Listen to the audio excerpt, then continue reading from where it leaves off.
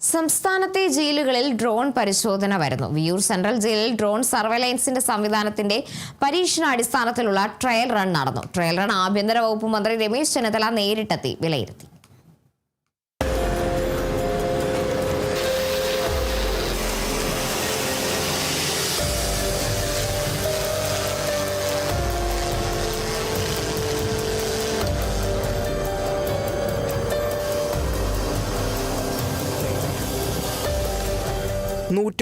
Acre വിസ്തൃതിയുള്ള വിയൂർ ജയിൽ കോംപ്ലക്സിൽ central prison, high security prison, വനിതാ ജയിൽ, ജില്ലാ ജയിൽ, സബ് ജയിൽ എന്നിവ പ്രവർത്തിക്കുന്നുണ്ട്. നിലവിൽ 1700 മുതൽ 2000 വരെ തടവുകാരെ പാർപ്പിക്കുന്നുണ്ട്. ഈ കോംപ്ലക്സിൽ ചില ഭാഗങ്ങളിൽ ചുറ്റുമതിലുകളുടെ അഭാവം, മരങ്ങൾ നിറഞ്ഞ ഭൂപ്രകൃതി, ജീവനക്കാരുടെ പരിമിതമായ എണ്ണം എന്നിവ സുരക്ഷാ നിരീക്ഷണത്തിന് വെല്ലുവിളികൾ സൃഷ്ടിക്കുന്ന സാഹചര്യത്തിലാണ് ഡ്രോൺ സംവിധാനത്തിന്റെ സാധ്യതകൾ വിലയിരുത്തുന്നത്.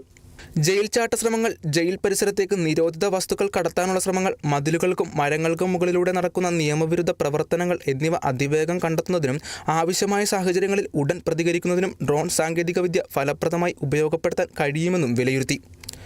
മനുഷ്യ വിഭവശേഷിക്കൊപ്പം ആധുനിക സാങ്കേതിക സംവിധാനങ്ങൾ കൂടി സംയോജിപ്പിക്കുന്നതിലൂടെ ജയിൽ സുരക്ഷയും അച്ചടക്കവും കൂടുതൽ കാര്യക്ഷമമാക്കുക എന്നതാണ് പദ്ധതിയുടെ ലക്ഷ്യം. AI ഫെസിലിറ്റി ഉള്ള ആദ്യത്തെ ഡ്രോണായിരിക്കും ഇന്ത്യയിൽ പ്രസൻസിൽ ഉപയോഗിക്കുന്നുണ്ടാവുക. കേരളത്തിൽ എന്തായാലും ഡ്രോൺ ഉപയോഗിക്കാൻ തന്നെ ശ്രമിക്കുന്നത് ആദ്യമായിട്ടാണ്.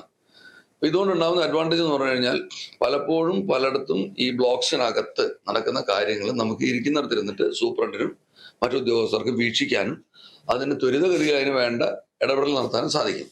പലപ്പോഴും ഉണ്ടാകുന്ന ഒരു ബുദ്ധിമുട്ട് എന്ന് പറഞ്ഞു കഴിഞ്ഞാൽ പല കാര്യങ്ങളും നടന്നു കഴിഞ്ഞ് കുറെ കഴിഞ്ഞ് നമ്മൾ അറിയാൻ പറ്റാറില്ല. കാരണം നമുക്ക് എല്ലായിടത്തും ഓടിയെത്താൻ പറ്റില്ല, ഒരേ സമയത്ത് എല്ലാവരും ഫിസിക്കൽ പ്രസൻസ് എൻഷുർ ചെയ്യാൻ പറ്റില്ല. അത് ഈ ഡ്രോണിന്റെ ഇടപെടൽ കൊണ്ട് ഒരു വലിയ പരിധിവരെ നമുക്ക് ഇല്ലാതാക്കാൻ സാധിക്കും. ഡ്രോൺ സാങ്കേതിക വിദ്യയ്ക്കൊപ്പം ആർട്ടിഫിഷ്യൽ ഇന്റലിജൻസ് അധിഷ്ഠിത CCTV വിശകലന സംവിധാനവും പരീക്ഷണാടിസ്ഥാനത്തിൽ അവതരിപ്പിച്ചു. സംശയാസ്പദമായ ചലനങ്ങൾ, അസാധാരണ സംഭവങ്ങൾ, സുരക്ഷാ ഭീഷണികൾ എന്നിവ വേഗത്തിൽ തിരിച്ചറിഞ്ഞ് ഉദ്യോഗസ്ഥർക്ക് മുന്നറിയിപ്പ് നൽകാൻ കഴിയുന്ന സാങ്കേതിക വിദ്യയുടെ സാധ്യതകളും പരിപാടിയിൽ വിശദീകരിച്ചു. Kerala vision news, Thrissur.